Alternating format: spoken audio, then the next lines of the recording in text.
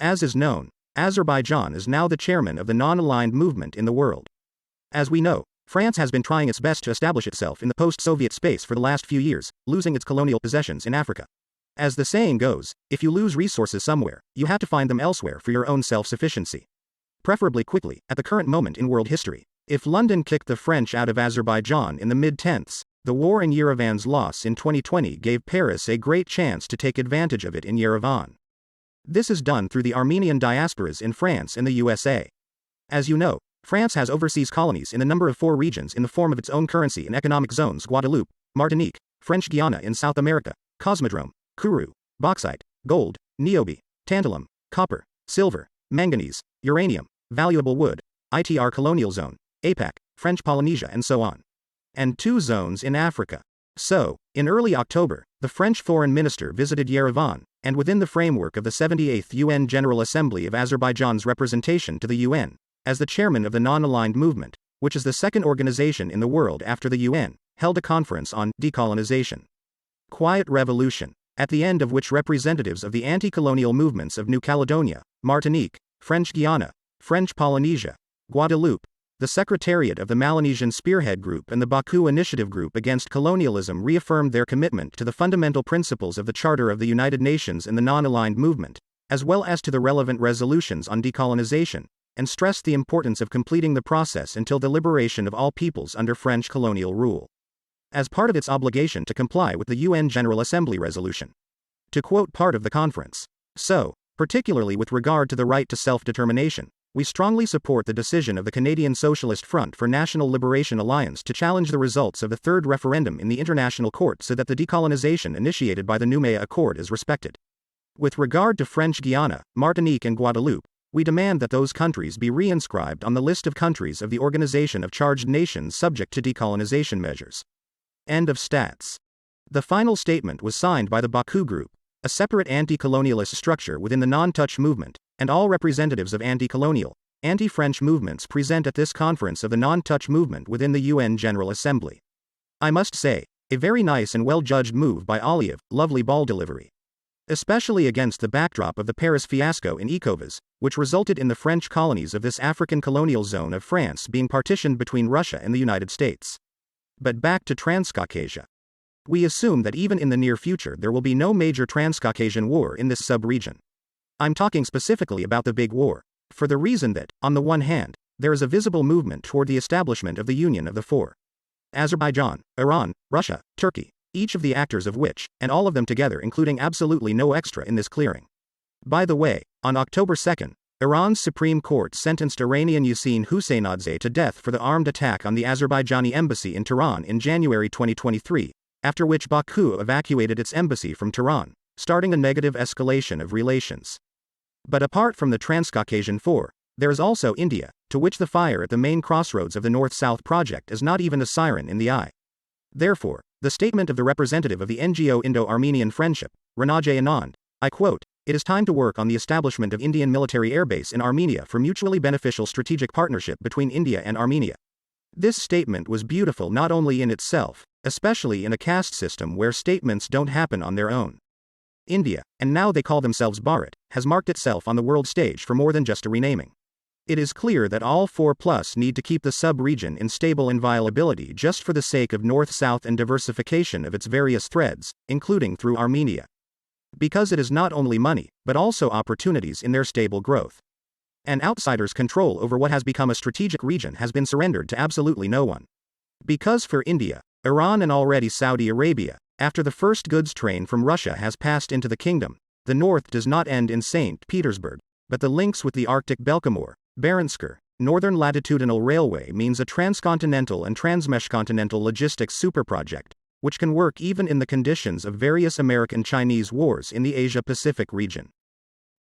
Therefore, the importance of Georgia's internal tranquility and its gradual withdrawal from Western control and influence is now strongly emphasized. Strangely, nobody pays attention to Georgia in what is happening in Armenia now, although the importance of what is happening there and the possibility of its undermining in the near future from within is much greater than the Yerevan mess. USA, England, France, and herself. Armenia without fully and tightly controlled by the West. Georgia is not needed in principle, as it turns out to be a Western exclave surrounded by the West. The usefulness of such an acquisition is the level of a suitcase without a handle. Western actors in the sub-region need a controlled Armenia only in conjunction with an even more tightly controlled Georgia, which is absolutely unnecessary for any of the Transcaucasian four. Again, to each individually and collectively, Azerbaijani pipelines transit through Georgia. For Turkey, it is a free overland trade route with Russia and Adjara. For Iran, a north-south land diffusion through Armenia-Georgia. For Russia, it's all the same, plus the peace of mind of increased security in the sub-region. On October 2, the Georgian State Security Service once again issued a statement on the preparation by the United States in October to December of this year of destructive and illegal actions against the Georgian authorities, including through USAID, which sends commissioners to the country to train local youth to overthrow the authorities there. The question is to whom Tbilisi is addressing with this statement: to the entire world community in the person of the Light Elf world, which puts on such statements and continues to purposefully prepare the whole process, or to the support group in the sub-region, among which there is not only Russia, a member of the UN Security Council, but also Baku, which is now the chairman of the world movement, non-aligned. And now the movement is an organization more expressive of the interests of the global south, with Arab influence prevailing. Yes, their statements are of a recommendatory nature, just like the UN General Assembly resolutions, but it can provide media and political support, and the West cannot let the opinion of the global South pass its ears, although it is not used to it.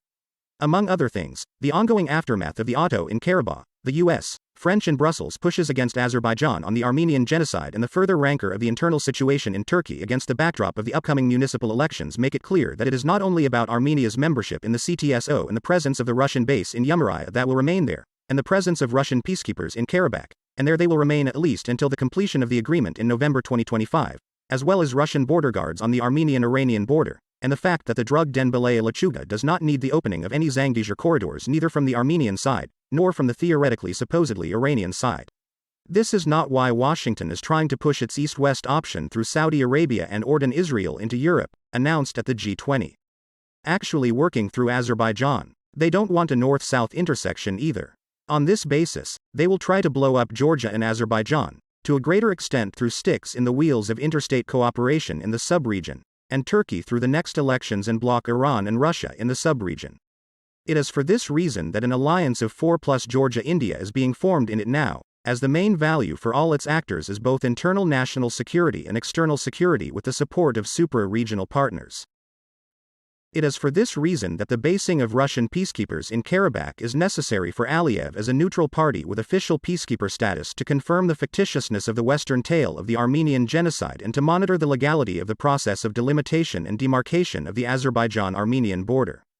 Confirmation is not for the West, it is for the world community and the resistance movement.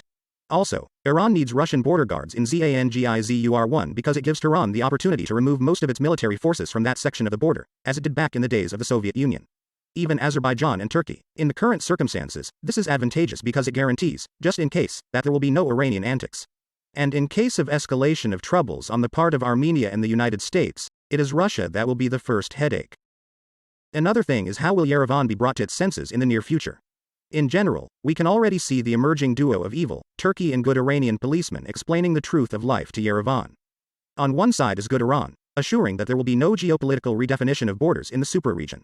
On the other hand, the angry main Turk, demanding the closure of the Armenian nuclear power plant in Mesamor and threatening to open Zangezur-2 through Iran, which will shut Armenia not only out of the supremacist region, but also out of life. And I wouldn't be too skeptical of that option. Under certain conditions and arrangements, it is possible, as it is a mutual two-way stick for both Iran and Azerbaijan, by virtue of its passage through Iranian Azerbaijan, which will be a factor of compliance with the agreement. In this case, the problem is Turkey's long-term behavior. In the other camp, on the territory of Armenia, there is an underhand battle between the United States, France and England, as the interests of each in relation to the supremacist region are quite opposite, although at a certain point Washington and Paris have compatible interests. London in principle will be satisfied with both options, war and peace, for the reason that a blazing Transcaucasus is as bad a dream for Russia as the mess in Central Asia. And in this case, murky military water. The English will skillfully grab a lot of interesting things without being directly involved in the fire. But having faced with a failed attempt to push Azerbaijan and Turkey in a military conflict with Iran last winter and spring, from which Erdogan was repulsed by all his members in London, apparently they realized that peace and quiet in this subregion is not worse for them, because through Baku, Ankara and Yerevan itself they are represented in control over the subregion and getting their part of the benefits from it. We think it is for this reason that after the first day of Baku's auto in Karabakh, after loud statements in Brussels about the possibility of imposing economic sanctions against Azerbaijan and repeated recently, but already with the idea of refusing gas contracts with Baku, a high-ranking representative of British Petroleum, coming to a meeting with no less high-ranking representative of the Azerbaijani authorities, informed him about the strength of relations between the capitals and the continuous desire of the company to continue close cooperation with Baku. The US needs, either in the worst case, the status quo regarding the absence of all corridor opportunities in the sub-region and the withdrawal of all Russian military forces from it, or in the best case, a war of all against all in the sub-region, not only with the complete closure of Armenian corridors, but also minimizing the ability to work north-south, both through Azerbaijan and directly Iran-Russia through the Caspian. But that's highly unlikely. Turkey is not pulling any war even in the near future, Azerbaijan even less so. Except that there's also India and the Arabians, who could easily put an end to the American East-West project through the Middle East. So Baku, Ankara, Tbilisi, Yerevan will be pressured exclusively from within and maybe externally by sanctions economy. France does not need a big mess in the region either, as it will automatically have to support Armenia. There's no question of how much money, since there isn't any. That's why Paris is happy with the worst American option. How will London, Washington, Paris divide their influence within Armenia and in the sub-region? So far there is a 2-on-1 game going on, US, France versus London, as Washington needs to feed Armenia at the expense of Paris and Brussels, based on which the French are allowed to be the junior wife in attendance without a vote for some perks. Naturally, London is not happy with this categorically, no. For this he's been laboriously working since the early 90s in Yerevan, sub-region. Let them fight, we need to contribute. There is also Israel in Azerbaijan, which was noted in the preparation of the past auto and the delivery of another batch of military special equipment some time before its start and the visit of its military delegation to Baku 2 days before the final solution of the issue, which the rapprochement of ties between Azerbaijan and Iran does not suit either. But Israel's problem is that while it's in Baku it's engaged in surveillance and intelligence on Iran. It doesn't affect Russia too much. But if Tel Aviv tries to unnecessarily inflame the situation in the sub-region, it will have to unpleasantly remember that Russia is now Israel's neighbor, not even Syria's neighbor, but Russia, as former Geshe Zahal head Uzi Dayan said in his September interview.